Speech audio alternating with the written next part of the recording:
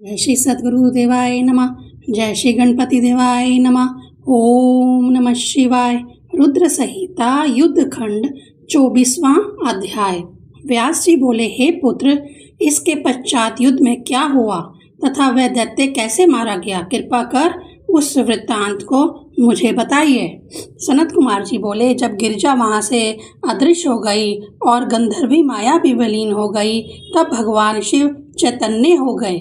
उन्होंने लौकिकता व्यक्त करते हुए बड़ा क्रोध किया तथा जलंधर से युद्ध करने लगे।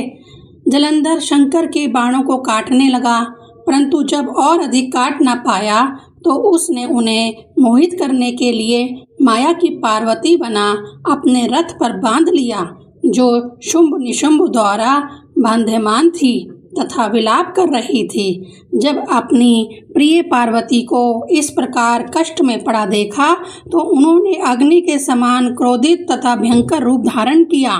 अब उनके इस रुद्र रूप को देखकर किसी दैत्य की हिम्मत उनके सामने खड़े होने की न थी। जलंधर की सारी माया क्षण भर में नष्ट हो गई। संग्राम में चारों ओर हाहाकार मच गया। भागते हुए शंभु निशंभु को उन्होंने शाप दिया कि तुम पार्वती को मार रहे थे, इसलिए तुम्हें अब मैं ना मारूंगा, तुम्हें तो केवल गौरी ही मारेगी।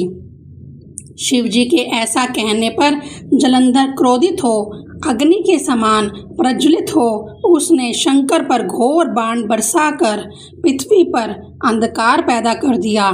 तब उस दैत्य की ऐसी चेष्टा देखकर शंकर जी बड़े ही क्रोधित हुए तथा उन्होंने चरण अंगुष्ठ से बनाए हुए सुदर्शन चक्र को चलाकर उसका सिर काट लिया। एक प्रचंड ध्वनि के साथ उसका सिर धरती पर गिर पड़ा तथा महान हाहाकार होने लगा। अंजन पर्वत के समान उसके शरीर के 2 खंड हो गए। उसके रुधिर से सारी युद्ध भूमि लाल हो गई। शिव आज्ञा से उसका रक्त और मांस महारौरव में जाकर रक्त का कुंड हो गया तथा उसके शरीर से तेज निकलकर शंकर के शरीर में वैसे ही प्रवेश कर गया जैसे वृंदा का तेज गौरी के शरीर में प्रविष्ट हुआ था। जलंधर को मृत्यु को प्राप्त देख देवता, गंधर्व और सर्प प्रसन्न हो उठे। 25वां अध्याय।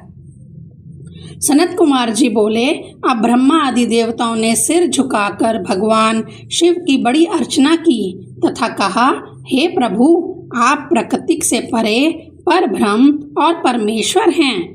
आप निर्गुण निराकार सबके ईश्वर होकर भी नित्य अनेकों कर्मों को करते हैं। हे शंकर, हम ब्रह्म आदि आपके दास हैं। हे देवेश, हे नाथ, आप प्रसन्न हो हमारी रक्षा कीजिए। सनत कुमार जी कहते हैं कि जब सब देवादि ने इस प्रकार शिव की पूजा की तो उन्होंने मौन धारण कर लिया तथा देवों को वर दे अंतर्ध्यान हो गए।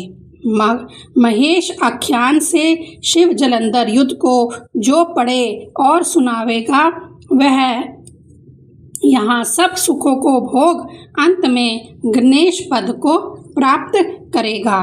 ओम नमः शिवाय।